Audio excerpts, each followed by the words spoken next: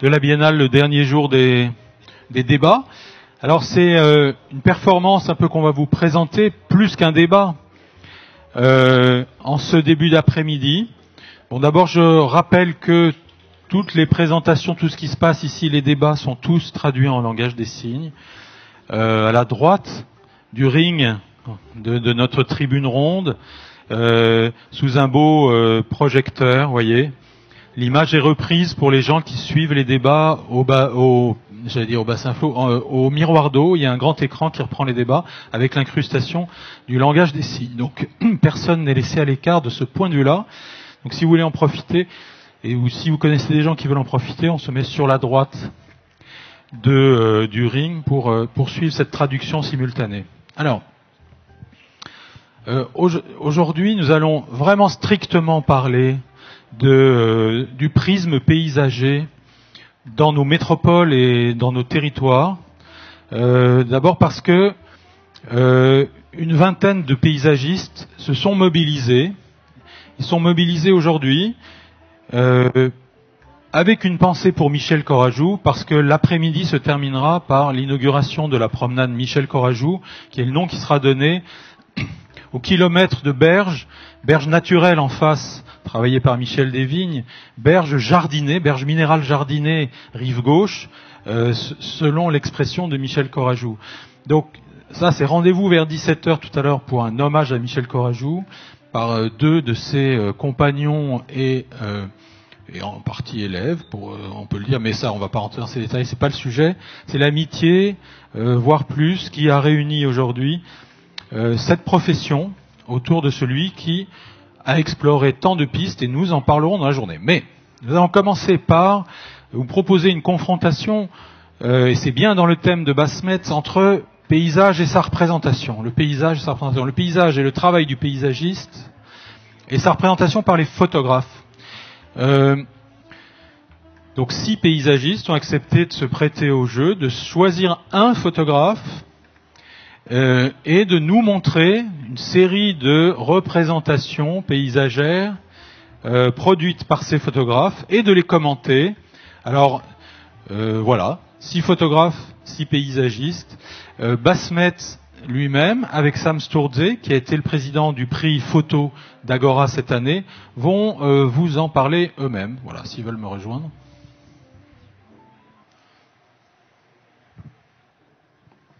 Bon, je garde mon micro. Absolument. Est-ce que je peux intervenir? Comme ça, tu voilà. dire. Et vous avez des micros là. Peut-être vous en partagez un pour vous deux. Et puis on fait monter. Vous voulez qu'ils soient tous en même temps? Ah bah oui, qu'ils viennent tous.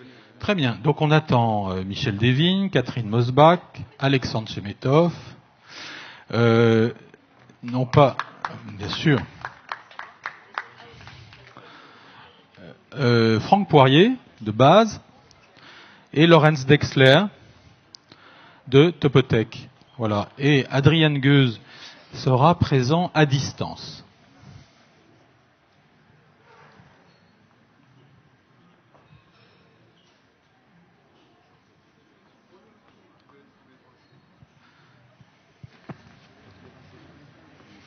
Alors, Basse et Sam, de quoi s'agit-il? Bonjour à toutes et à tous. Peut-être un petit mot d'introduction sur cet exercice un peu particulier. Comme on l'explique d'ailleurs ailleurs dans l'exposition, le mot de paysage avait été inventé pour parler d'un nouveau genre dans la peinture, dans le XVIe siècle. Et du coup, la représentation et l'objet ont toujours été très très liés dans le paysage. Et quand on savait qu'il y avait tant de paysagistes présents aujourd'hui, on s'est dit, est-ce qu'on ne peut pas leur demander de nous parler de représentation, de nous parler de la photographie et comment ils utilisent la photographie et la collaboration avec des photographes dans leurs projets. Et du coup, ce petit exercice, on demande à chacun de ces paysagistes de parler pendant 5, 6, 7 minutes maximum de cette collaboration avec les photographes. Et on les a demandé de présenter leur photographe, peut-être pas préféré, mais de choisir un photographe dont ils voulaient commenter quelques photos. Adrien Gueuse nous joindra par téléphone Mais on va commencer avec Catherine Mosbach. Alors, première photo, vas-y. Bonjour, merci de cet échange. J'ai choisi 5 visuels d'Ivan Baan. C'est un photographe que j'ai rencontré à différentes occasions, mais avec qui je n'ai jamais échangé ni discuté en profondeur sur les images dont je vais vous parler. Donc ce sont des images ou des visuels qui sont très spontanés et qui parlent de son interprétation et de sa compréhension d'une situation. J'ai choisi des images qui parlent de la fabrication et de la transformation des choses, des éléments, moins de...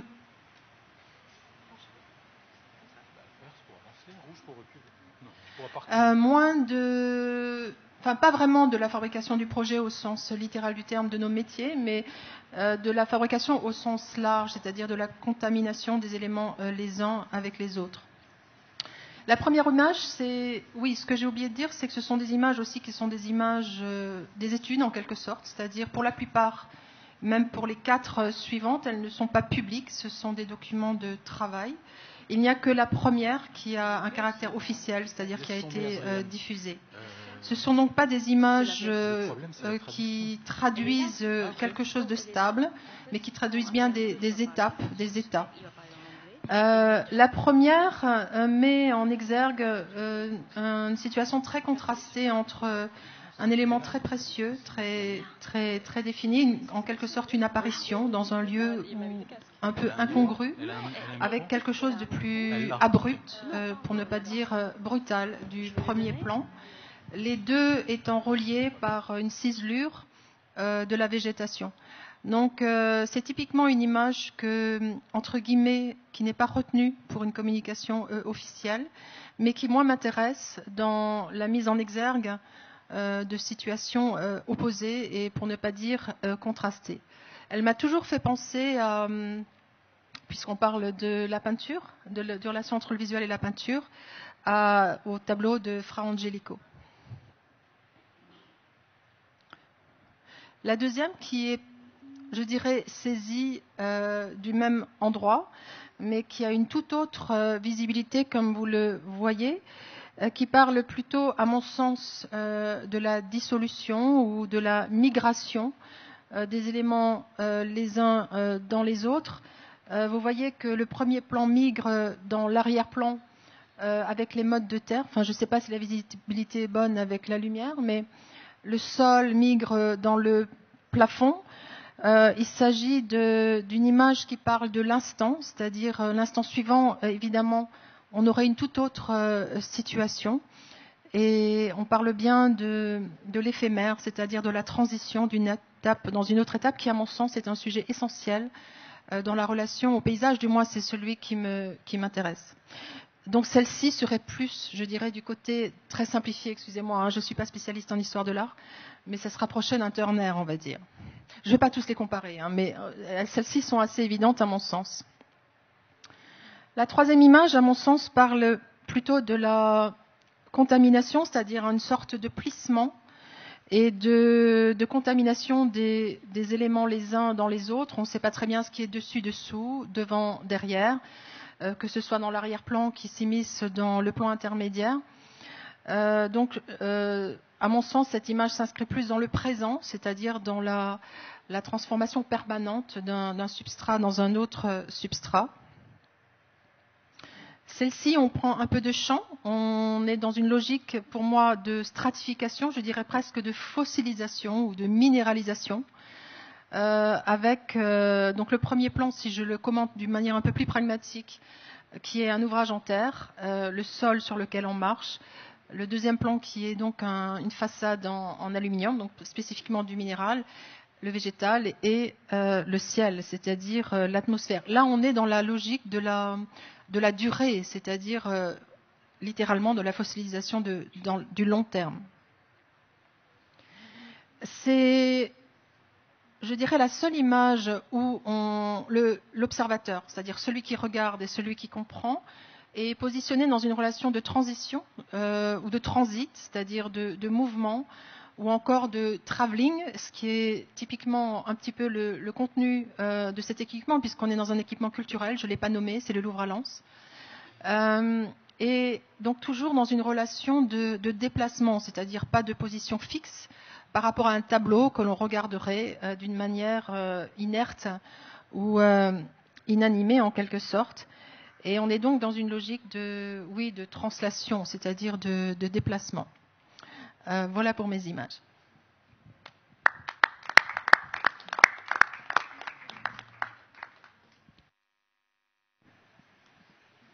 Merci beaucoup. Sans les commenter, on va passer au deuxième paysagiste, c'est Adrien Geuze qui va nous rejoindre par téléphone. Il parle en 40 minutes aux États-Unis, mais il est dans son agence et il veut nous raconter une histoire. Il va le faire en anglais. Hello, Adrian. Hello, Adrian. Yes. Yes. Speak up. I can hear you. Okay. Ça va? Oui, très bien. Okay. Je pense Can I start? Yes. Yes, we're all ready. Okay. Can you say when I start, please? You can start right now. You have the first image. Okay. Good afternoon. This is improvisation. I would like to share Dutch perception undermined by Iceland perception of landscape. As you might know, the Dutch culture has a reputation on land making, and after land making, painters, they paint the land. So the Dutch culture is fully a graphic visual culture on landscape, on the horizon, on the bright light, on the clouds, the low clouds, the graphic quality of the land and the cows. And this was painted by the masters in the Netherlands. So the Dutch never had gastronomy. They had not a culture of literature nor poetry. They had no composers and no dance. They were about painting. So Vermeer, Rembrandt, Hobbema, Gabriel, the 17th and 19th century painters created this ideal world of Dutch landscape in which a visual landscape, graphic quality is dominant. And in the 20th century, photography took over the representation of land, and Dutch photographers photographed the landscape equal to the Dutch masters. A strange thing happened because I'm born in that tradition and I see the landscape from this graphic perception. In 2007, a Dutch artist went to Reykjavik, where she had a short love affair with an Iceland friend, photographer Haukur Óskarsson. He lives in Reykjavik. Fortunately, she got pregnant. And that caused stress because Haukur, the photographer from Iceland, he had to immigrate to Holland to live with his son and his wife. So from 2008, he lives in the northern city of Groningen, where he, a year later, picked up his career as a photographer again. He did not understand the Dutch perception on landscape. He never had the visual perception on landscape. For him, the Iceland way to read the landscape is through earth, to rock, lava, ice, water, salt, fire, sulfur. And so for him, landscape is pure chemistry. And it's not like to be painted, but it is like, the chemistry of the land and the water. So he started to photograph in the Netherlands, and he was absolutely in problem. He could not understand that Dutch photography was based on digital cameras. So he took the Baryt technology from France, 19th century, and he threw away and avoided digital cameras. He took the Vermeer way of painting. using a camera obscura. How did he do this? He bought a caravan. He took the caravan in the landscape, drilled a hole in the wall of the caravan, taped the barit photo paper on the other side in the interior, and he left the caravan for a day in the landscape. So it was a camera obscura with an illumination of 24 hours. And then the next day he took away the barit to be developed in his own improvised chemistry laboratory. And so the result is stunning. So you can imagine there's no negative, there's only positives. And his versions of Dutch landscape show a totally different landscape. They show water, humidity, swamp. You really smell the organic soil, the organic material. There is no doubt there is the methane from the rotting roots of the plants in every ditch. And for me, this was an eye-opener. After he did the photography of the Dutch landscape, I finally understood Dutch landscape. And it's not about the composition; it is about the rotting swamp with straight lines. So we owe also Haukur Oscarsson a lot. Thank you. Thank you so much, Adrian. Thanks so much for joining us by the phone, and have a good flight. Thank you. Merci. Ok, on va vous faire une petite synthèse de traduction pour ceux qui ne sont pas aussi courants en anglais que les autres. Alors, bonjour, il y a eu beaucoup de choses, donc j'espère ne pas trop oublier des choses. Alors, tout d'abord, le propos concernait la culture néerlandaise du paysage. Le peintre néerlandais avait cette culture de peindre de manière visuelle, graphique, l'horizon, les rivages, les nuages bas, les vaches. Donc, aux Pays-Bas, il n'y avait pas de gastronomie, de littérature, de poésie, pas de compositeurs, mais il y avait cette culture de la peinture, des grands maîtres néerlandais qui peignaient ce monde idéal du paysage. Ensuite, quand la photographie est arrivée au XXe siècle surtout, les photographes photographiaient le paysage comme les maîtres néerlandais le peignaient. Et on voit très souvent donc cette perception, et c'est comme ça moi aussi que j'ai grandi. Mais nous avons eu donc une néerlandaise qui est allée à Reykjavik et qui est tombée enceinte, enfin est tombée amoureuse d'abord, et est tombée enceinte d'un photographe islandais, Oscarsson, et lui est venu vivre aux Pays-Bas pour rejoindre sa femme et son fils. Et lui n'avait pas cette conception que nous avions aux Pays-Bas du paysage, de la manière de le peindre. Et lui, comme Islandais, il voyait plutôt le paysage comme la terre, la roche, la lave, la glace, le feu. Donc pour lui, le paysage, c'était plutôt de la chimie, plus que de la peinture graphique comme on avait auparavant aux Pays-Bas. Donc il a pris le style un peu Vermeer en utilisant une technique de camera oscura, en achetant donc une caravane, et il a fait un trou, comme vous avez pu le voir.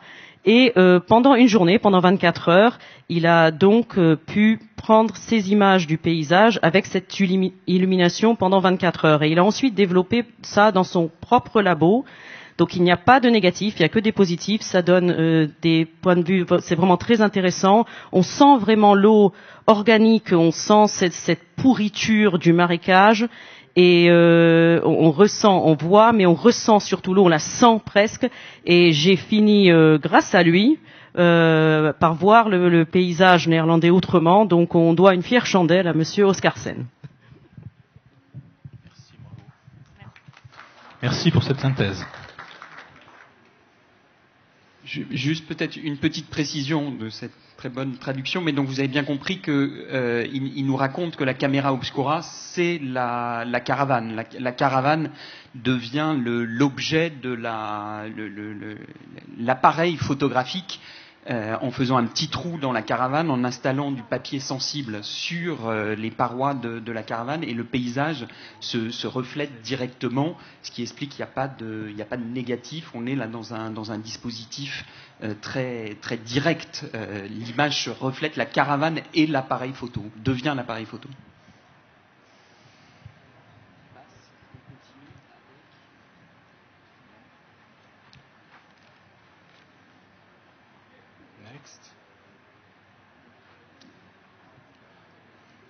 Je crois que c'est Alexandre Tchemedov qui continue.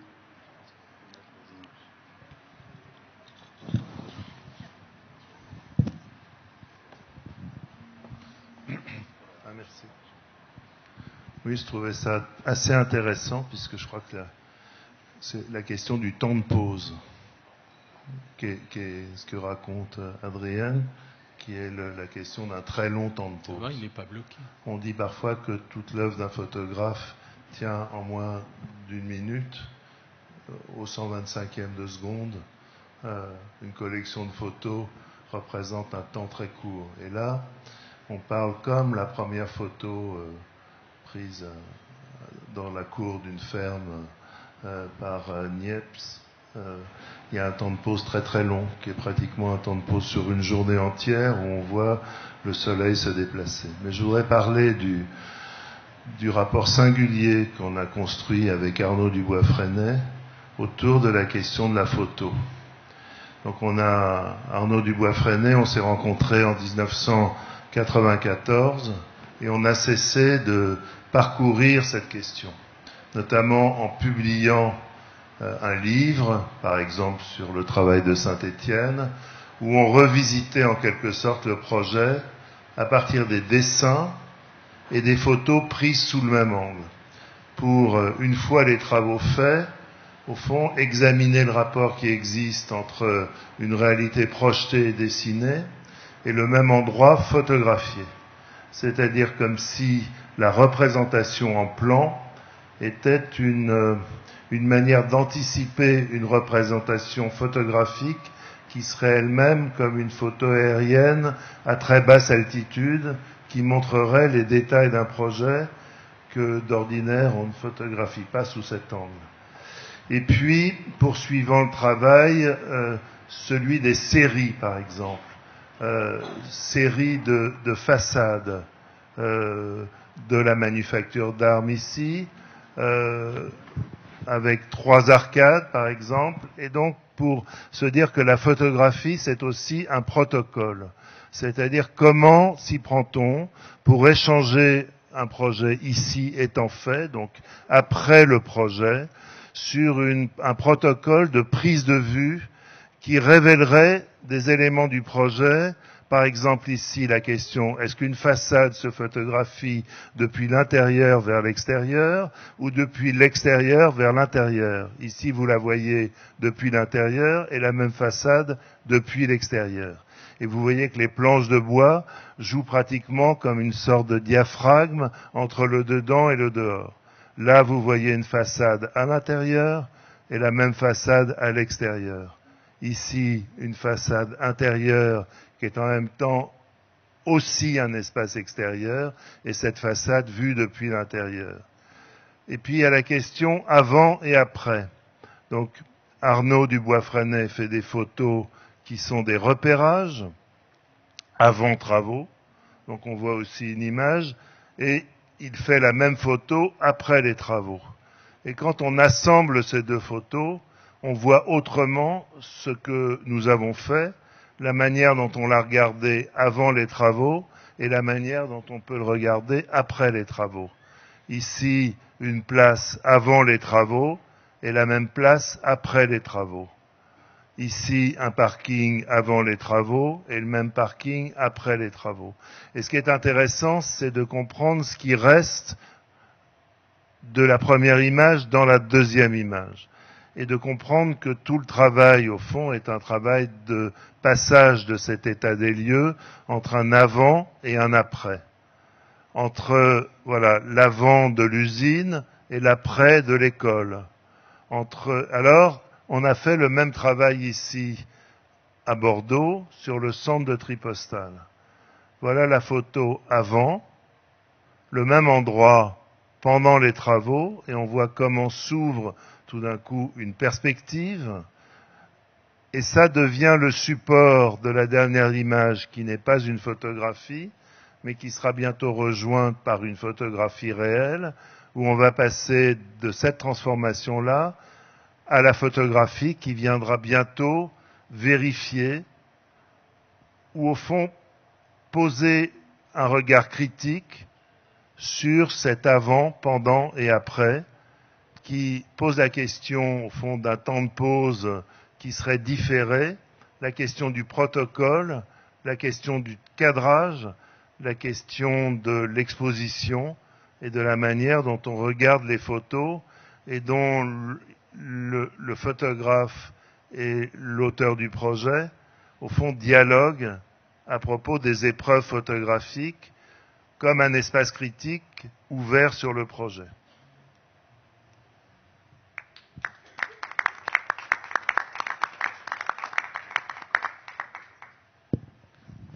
Pardon.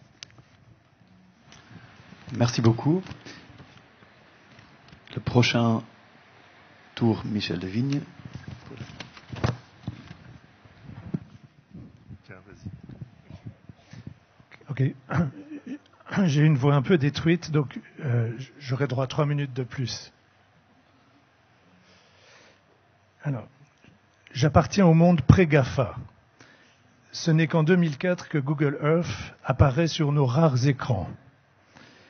Je veux parler du rôle de la photographie aérienne sur mon travail, et précisément de ma relation avec les images d'Alex McLean. Nous étions cloués au sol. Nos plans cadastraux étaient désespérément vides et muets. Nous étions boulimiques de ces manuels pédagogiques, atlas aériens de la France, dans lesquels les géographes décryptaient avec précision cet univers de formes que nous découvrions avec envie. Jean Baudrillard nous menaçait. La représentation de la réalité se substituerait à la réalité. Mes observations participaient-elles d'un simulacre et les projets post-GAFA qui s'y trament de l'imposture? Géologue de surface, je redessinais lentement ces images. Laborieusement, par le dessin, j'éprouvais le lien entre les formes que je découvrais, les mécanismes naturels que je connaissais et les constructions humaines. Tout aussi lentement, je dessinais ces jardins élémentaires, titre d'un petit ouvrage publié avec Gilles Théberguin, sites manipulés, transformés, augmentés selon le langage post-GAFA, de petits mécanismes artificiels mettent en œuvre des formes sans jamais les reproduire littéralement. En 2000, je vivais aux États-Unis, je fréquentais James Corner et j'admirais le travail qu'il avait fait avec Alex McLean, publié dans ce livre Taking Measure of the Land. Cette image me touche beaucoup et avec puissance et rigueur illustre mes propres obsessions paysagères. On y voit l'interférence entre l'écoulement, la structure agricole, surtout la végétation dans la zone d'écoulement m'intrigue.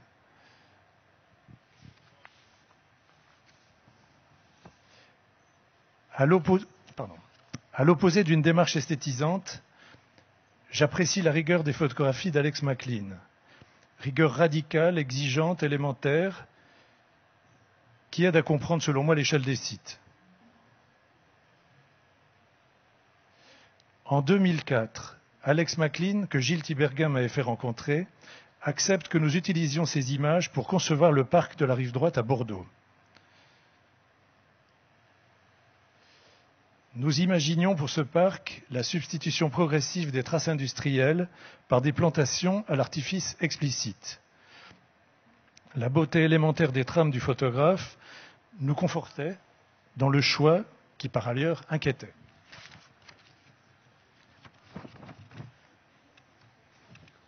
Cette procédure incrémentielle, pour reprendre toujours un terme post-GAFA, donnerait à voir le temps de sa mise en œuvre.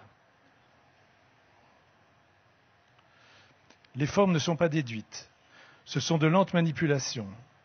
Les images d'Alex McLean sont déterminantes par leur radicalité, leur précision et la conscience du grain qu'elles me donnent. J'aime me souvenir et j'aime qu'on se souvienne que ce plan, aujourd'hui en partie réalisé, exposé au gonflable, doit beaucoup au travail d'Alex McLean.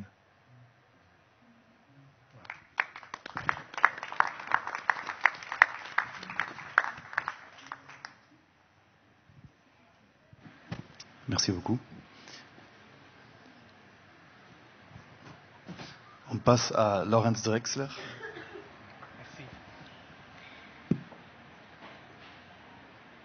Alors, le photographe que je veux parler, c'est Hans Joosten, un Néerlandais qui habite depuis 25 ans à Berlin et avec qui on travaille dès le début, c'est-à-dire plus que 20 ans, ensemble, qui fait tous les photographes de nos projets. Et je le vois toujours comme ça, dans quelque construction qui pour lui prend l'occasion de voir dans une autre manière des situations. Et Hans, allô, ça va? Oui. Hans, c'est pas un expert, c'était pas un expert pour le paysage ou pour le jardin quand on a rencontré. Alors il a fait des photographies d'architecture, des espaces. Il s'était intéressé à la communication entre les gens et l'espace. Il a fait beaucoup de mode, des photographies des modes. Et c'était par hasard qu'on s'est rencontrés parce qu'il a eu son agence dans le même immeuble que nous. Et quand on a commencé à travailler, on a fait ce petit jardin là. Alors le thème c'était de mettre des éléments ici de routière, de signalisation routière dans un autre environnement, de créer quelque chose d'autre, de créer une surprise. Et il a vu ça, il a dit « Ah, j'aimerais bien faire une photo ». Et on a dit « Bon, on n'a pas d'argent, on ne peut pas te payer. » Il a dit « Bon, je vais le faire pour moi ». Et ce qu'on a vu, et c'était surprenant pour nous, il a ajouté quelque chose. Alors, il a ajouté le ciel. Alors, c'était pas un jardin artificiel, c'est devenu un jardin céleste. On appelait Himmelsgarten ou Sky Garden. Alors, ça nous a fasciné, la vue qu'il a eue pour nos projets. Et je vais vous montrer alors quelques images de notre projet fait par lui. Et on a toujours laissé main libre, c'est-à-dire il a fait ce qu'il voulait. On n'a même pas vraiment expliqué les projets, alors il a regardé, il a fait quelque chose. Et par hasard, il a trouvé des choses qu'on n'a pas vues avant. Et ça, j'ai toujours bien aimé. Alors là, vous voyez bien cette corrélation entre la façade et le patio, ou ici ce jardin peint qui est, on ne sait pas exactement où c'est, alors dans les façades qui miroirent, il est élargi, il est composé dans une autre manière, alors c'est vraiment éphémère. Ce photo-là d'un parc à Wolfsburg, en fait c'est un jardin, c'est une sorte de labyrinthe dans la forêt. Mais ce qui est vraiment intéressant, je crois que c'est la partie miroir. Et dans le miroir, on voit la nature. Alors, le plus intéressant, c'est pas ce qu'on a créé, c'est ce qu'on voit dans le miroir. Dans un cadre comme une image de Albrecht Dürer du XVIe siècle qui a mis une pièce de gazon et encadrée et on a vu la nature. Hop. Et cette vue, elle a toujours. Là, par exemple, c'est un parc sportif et ça parle de la manière de regarder les autres. de s'exposer eux-mêmes et de regarder. C'est voyant, c'est un peu voyeurisme. Où ce parc qui a, en fait, ce que j'aime bien ici, c'est c'est un parc nouveau, dans une histoire, dans un monastère historique, mais ça prolonge en fait, ça prolonge jusqu'à l'horizon. Alors elle a refait cette idée du jardin anglais qui est sans limite, qui prend tous les paysages jusqu'à la fin du vue dans le concept. Et ici, ça va, vous voyez, jusqu'à la fin des montagnes. On a l'impression tout est dans le parc est partout. Ce n'est pas le cas. Aussi, il est toujours venu dans la production, alors dans la mise en œuvre. Alors pour lui, c'était plus intéressant, presque plus intéressant que de regarder seulement le résultat. Et cette manière de changer de vue, de changer de position, elle est toujours grimpée dans les gratte-ciel ou dans les immeubles qui sont autour. Ça, c'est à Mulhouse, mais c'est pas ce hélicoptère, les petits hélicoptères qu'on utilise aujourd'hui. Non, c'est vrai, c'est une vraie vue des gens. Et cette image, j'aime bien parce que là, c'est un parc très actif, avec beaucoup d'actions à Superkillen, à Copenhague, mais là, on a l'impression c'est presque statique. Les gens, ils sont un peu cachés, on les voit, mais ils sont un peu cachés. Et il revient, en fait, dans les images, dans les peintures, ça me ressemble, dans les peintures du XVIIe siècle, où on voit du Lorrain, on a parlé de ça, du Lorrain, etc., où on voit les ruines un peu ou le Panthéon dans les différentes situations, à la mer ou dans les montagnes. Et ici, ce ne sont pas les ruines, mais ce sont c'est la pub qui est placée là au milieu, comme des ruines avant. Toujours l'aspect naturel, artificiel, qui est aussi dans le projet, qui l'a intéressé. Et le dernier, ça c'est vraiment, il a produit des hasards. Alors il y avait toujours des hasards qui sont productifs, qui font, il fait des liens qu'on voit pas normalement. Merci.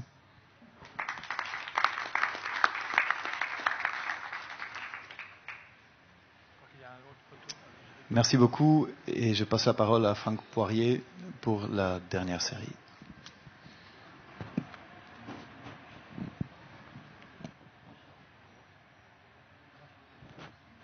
Bonjour.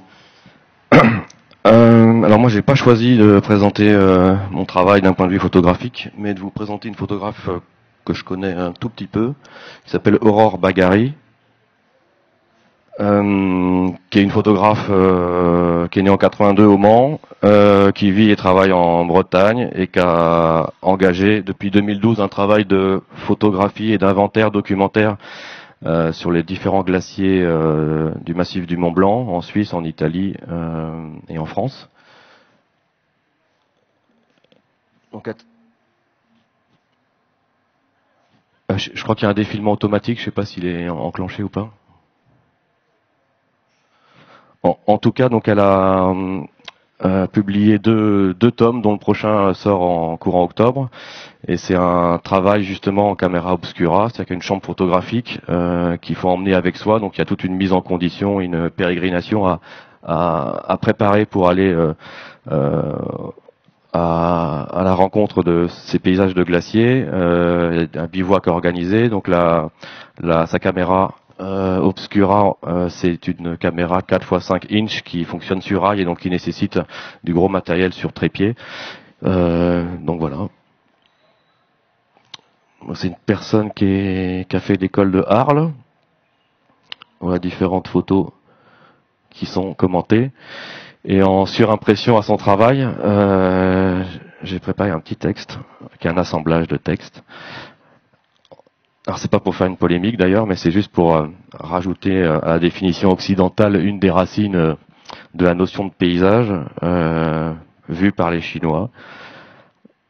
En définissant le paysage comme la partie d'un pays que la nature présente à un observateur, qu'avons-nous oublié? C'est la question que pose François Julien dans son livre Vivre de paysage. L'Europe n'est pas sortie de cette idée, ou plutôt de cette présomption, que le paysage se détache d'un pays dans lequel la vue le découpe. Il y a l'observateur d'un côté et la nature de l'autre. Et les deux sont, à part l'un de l'autre, institués en vis-à-vis. Le deuxième parti pris européen est visuel, c'est le diktat occidental accordé à la perception visuelle. Alors qu'en Chine, poursuit François Julien, philosophe et sinologue, nous met devant une toute autre entrée de ce que nous appelons paysage en Europe. Elle tranche radicalement avec cette notion de l'étendue, de la vue et de la découpe.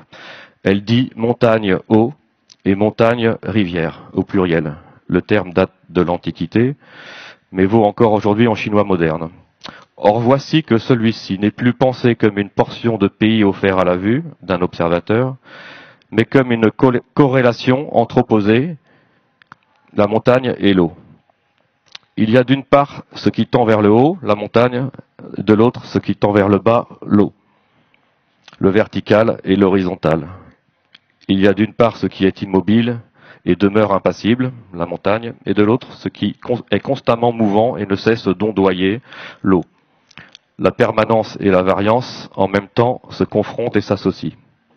Ou encore il y a ce qui a forme et fait le relief, la montagne, et ce qui par nature est sans forme et épouse la forme des choses, l'eau. Le massif et l'éparse, l'opaque et le transparent, la surrection et l'érosion, le stable et le fluide se mêlent l'un l'autre et se rehaussent.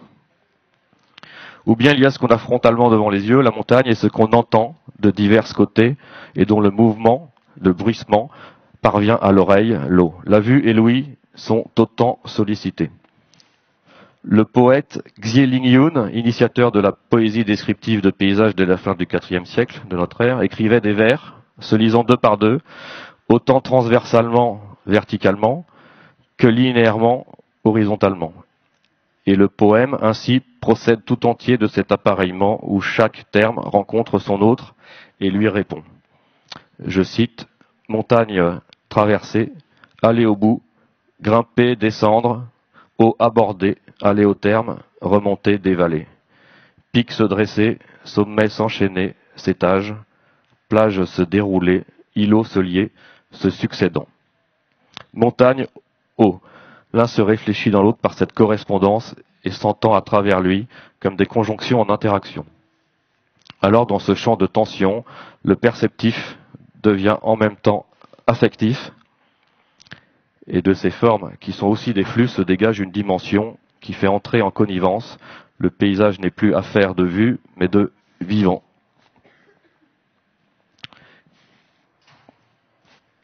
Quelque chose d'analogue se produit lorsqu'on emprunte une route de montagne et qu'on dépasse un défilé rocheux pour voir le suivant se profiler, et qu'après celui-là, il s'en trouve un autre à franchir, puis encore un à allonger virage après virage.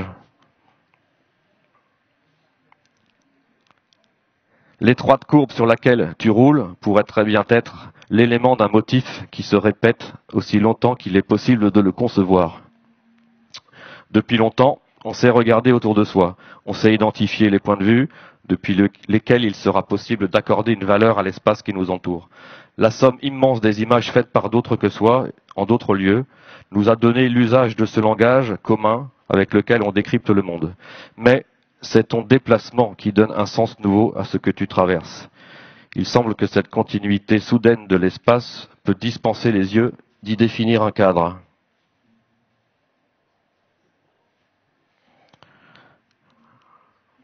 Là, ça illustre le non-cadre, la disparition du cadre. Je continue.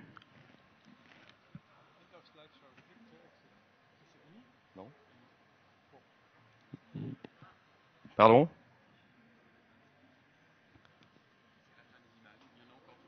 a d'autres des images. 1, 2. C'est la fin des images photographiques de la personne que vous présentez, Franck. D'accord. Et la suite? Mais la suite, c'était pas des images de votre photographe. Absolument pas, mais c'était une illustration Ben oui. du récit qui Je crois que résonnait avec les images. C'était d'avoir Ah bon? ce travail. D'accord, très bien. Ils ont coupé. Ouais, c'est pas grave, je peux continuer quand même le texte? Mais bien sûr. D'accord.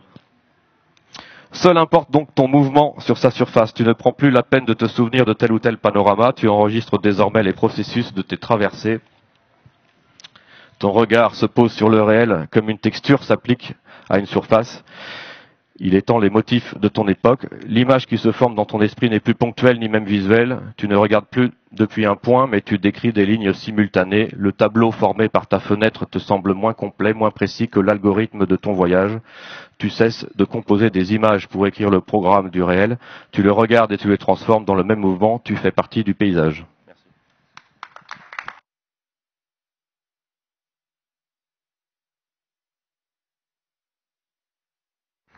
Est-ce que vous voulez nous dire les images qu'on a ratées? C'était un autre photographe Oui, en fait, c'est un artiste qui a notamment qui fait beaucoup de photographies lui-même et qui est vidéaste, qui s'appelle Nicolas Lelièvre, qui a fait une installation justement de représentation cartographique pour calfeutrer ou tapisser tout un intérieur d'habitation. Et voilà, et ça résonne bien avec le fait que la représentation absolue, c'est celle d'en faire son habitat propre. Donc ça pouvait paraître comme une sorte de polémique, sauf que c'est vraiment deux racines qui, je trouve, ont autant de valeur, même si c'est deux cultures absolument lointaines. Mais la question de la poésie, c'est-à-dire de la fiction, du paysage, est tout à fait aussi importante que la représentation dont on peut en faire et qui est extraite de la culture occidentale. Voilà, c'est les deux. Merci.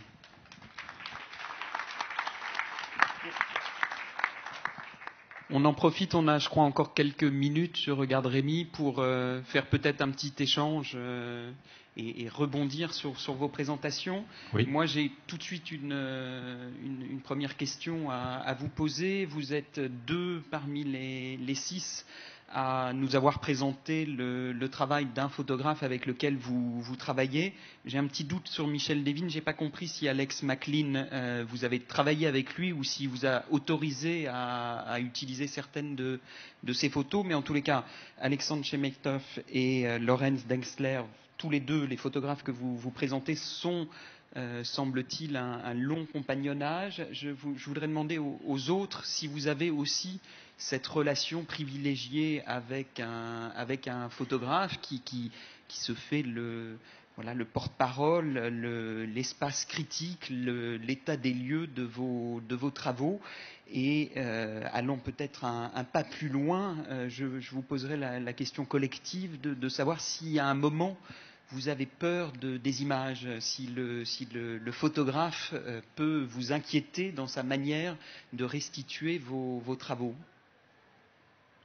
Qui commence? Moi, je n'ai pas de relation de fidélité avec un photographe. Ivan Ban travaille beaucoup avec Sana. Il se trouve que c'est un projet que j'ai partagé. Ce qui est sûr, moi je fais beaucoup de photos, je travaille beaucoup et je réfléchis beaucoup en capturant les images, pas comme étape fixe, mais pour réfléchir tout simplement. Et je partage totalement le point de vue de la dernière présentation, c'est-à-dire c'est un outil, je ne sais pas si c'est une utopie ou si c'est une vision, puisque la réalité elle-même est une utopie, selon la manière dont on l'aborde et de quel point de vue et de quelle distance.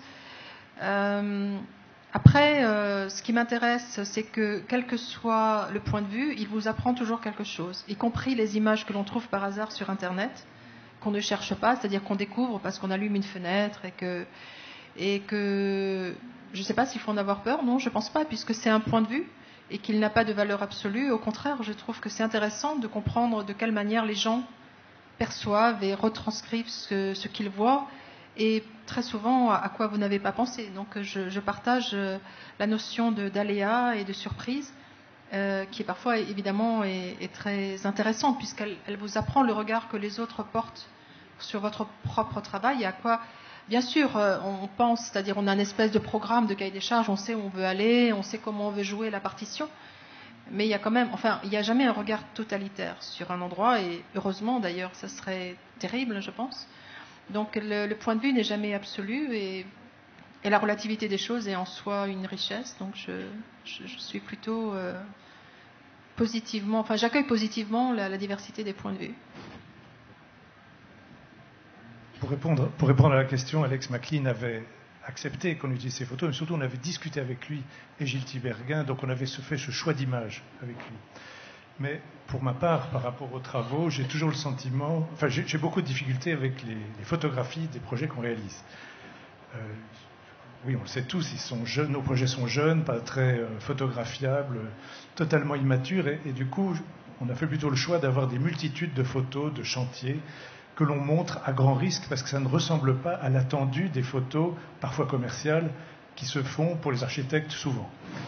Donc je suppose que ce sont des vastes débats dans le monde de la photographie, mais en effet, je suis très résistant à des images qui viendraient embellir, ça serait utile peut-être, mais une réalité, qu'est-ce qu'elle est, qui dure et qui se met en place lentement. Donc j'ai beaucoup de résistance à avec ces photos commerciales. Par contre, nous avons décidé, parce que je fais un livre avec Françoise Fromono depuis plusieurs années, et on fait faire des photos par Patrick Fagenbaum, que je connais très bien, et qui a un regard très personnel sur cette réalité des sites que l'on transforme, et notamment sur des très grands territoires. Il va venir très prochainement ici pour le parc aux Angéliques, qui est infotographiable. Je veux dire, moi je n'en ai que des photos de chantier, et les quelques photographies que j'ai vues circuler me désolent. Donc on va essayer de faire quelque chose de ça. Patrick Fagenbaum, qui est connu pour ses portraits, en tous les cas au début de sa carrière, même s'il a un peu changé. Là, le regard d'un portraitiste sur le paysage, ça apporte quelque chose. Il a fait récemment des très beaux reportages, par exemple sur la ville de Tulle, qui a donné lieu à un livre assez intéressant, et des reportages en Inde que vous avez peut-être vus, qui sont tout à fait intéressants. C'est par exemple, moi j'étais son chauffeur. Quand on était tous les deux à la Villa Médicis, je servais de chauffeur. Et donc j'ai pu visiter avec lui des jardins, et je me rappelle qu'il les photographiait aussi.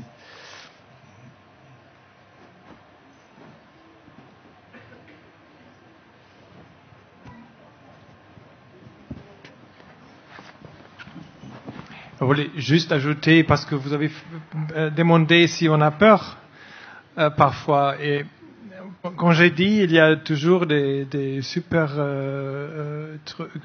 trucs qu'on n'a pas vus avant, des surprises, des bonnes surprises, mais des surprises, ils peuvent être aussi négatives. Ça, il faut avouer. Parfois, quand on envoie Hans dans les projets, il trouve des choses qu'il trouve super. Il a fait des photos, des milliers de photos d'un truc qu'on n'a pas du tout aimé, qu'on pouvait pas. En fait, c'est un accident négatif. Et ça arrive. Alors, c'est-à-dire, quand on parle des surprises, bien sûr, il y a aussi des mauvaises surprises. Alors, ça pas fréquemment, mais ça peut arriver. Et ça, c'est aussi, le photographe nous montre les choses qui n'ont pas marché, sur les projets aussi. Alors, c'est la vérité. Non, mais je crois que la photographie...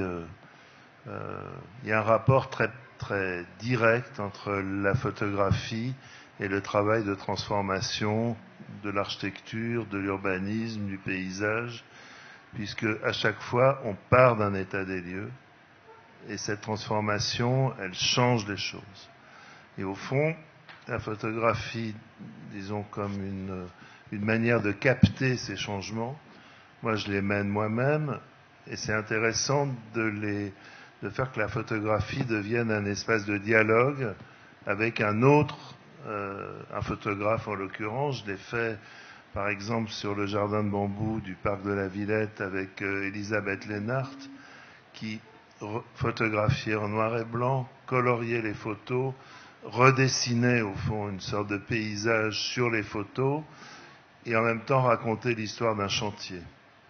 Et ce qui est intéressant aussi, c'est que les photographies portent une sorte de souvenir d'un moment qu'on ne retrouvera plus, c'est-à-dire que, au fond, les projets, on ne sait pas très bien à quel moment ils commencent, à quel moment ils sont finis, et à quel moment il faut les fixer par la photographie.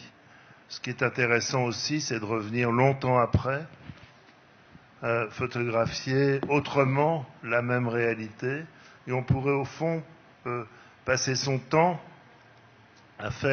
à refotographier, à revisiter un même endroit jusqu'à ce qu'il disparaisse complètement ou qu'il ait disparu d'ailleurs, et d'essayer d'en attraper des restes ou d'attraper ce qui fait l'essence même d'un travail qui, à mon avis, fait que le paysage est une pensée différente de l'architecture.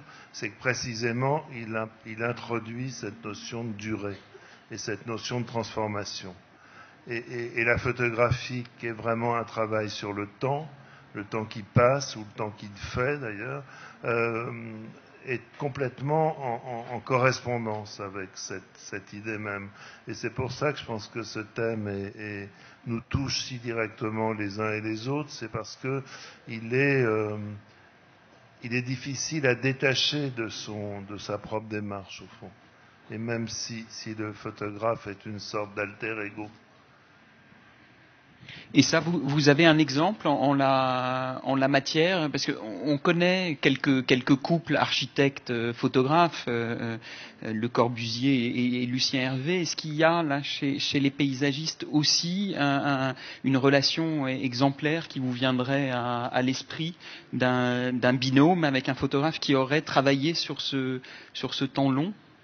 Il y a Frédéric Loh Olmsted qui a passé sa vie à photographier ses projets, et dans son atelier musée qui est à Brookline, il y a toutes ces photos avec des très grands tirages.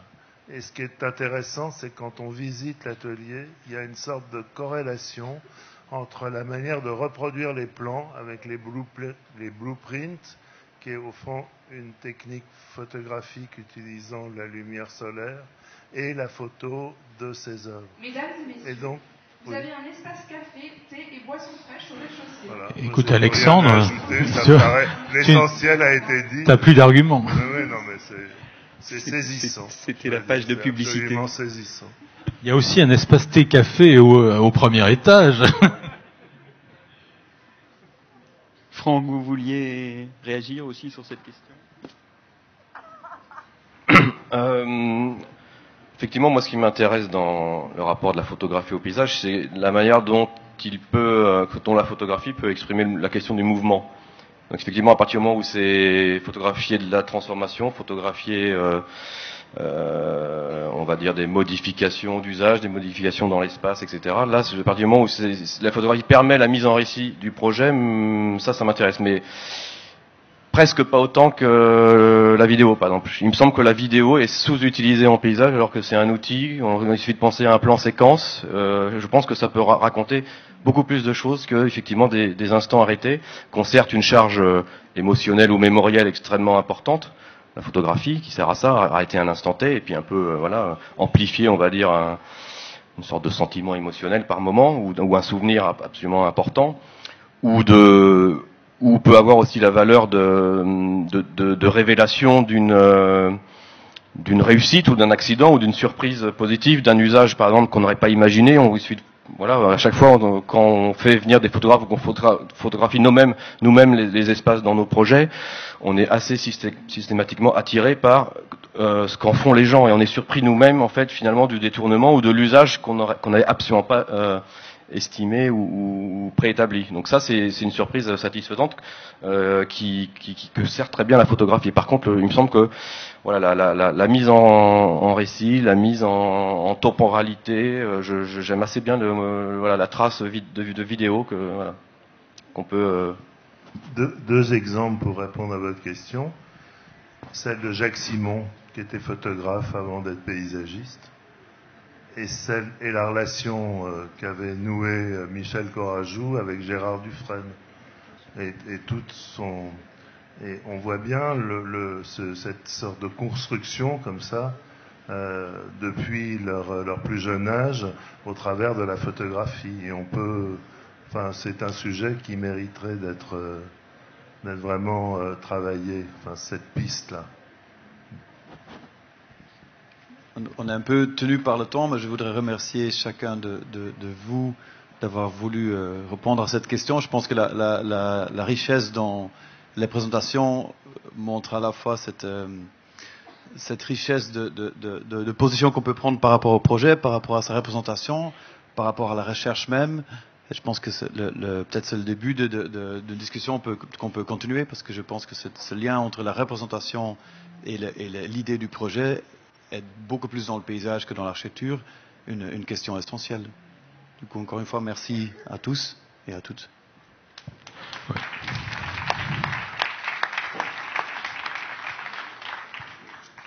Oui, merci beaucoup. Et l'enchaînement, c'est Alexandre Chemetov qui nous le propose, puisque on va parler d'un projet de Michel Corajou sur lequel a travaillé ce photographe dont tu parlais. Oui, absolument. Dont les images se retrouvent dans le livre Apprendre de Codérant, qui vient de sortir, avec le travail évidemment de l'agence Grao, qui accompagnait Michel Corajou sur Codérant. Et nous allons vous en parler tout de suite avec Suzanne Eliasson de l'agence Grao et Elisabeth Touton, adjointe au maire de Bordeaux. Merci. On commence tout de suite.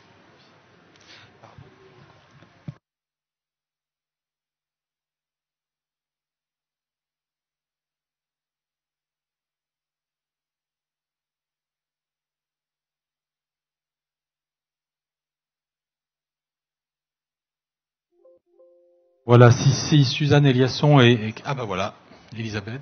Bonjour Suzanne. Installez-vous où vous voulez, côte à côte, ce serait mieux. Hein. Peut-être. Là, regardez, vous avez une belle lumière. Ici, ouais, très bien. Bien, merci. Alors, nous n'avons pas fini évidemment avec les débats sur le paysage, entre paysagistes et élus, et avec le public, puisque tout l'après-midi va y être consacré. Ce que nous avons annoncé, alors une slide qu'on peut passer éventuellement, une slide de texte, qui vous annonce le déroulement maintenant de l'après-midi jusqu'à 17h, 17h30. Nous avons parlé dans le programme d'Agora d'une traversée des paysages métropolitains, une traversée des échelles du paysage métropolitain, pour se poser des questions sur ce qui est au-delà du centre-ville, la première couronne, le périurbain. On a parlé de réparer le périurbain, et c'est le débat suivant. Mais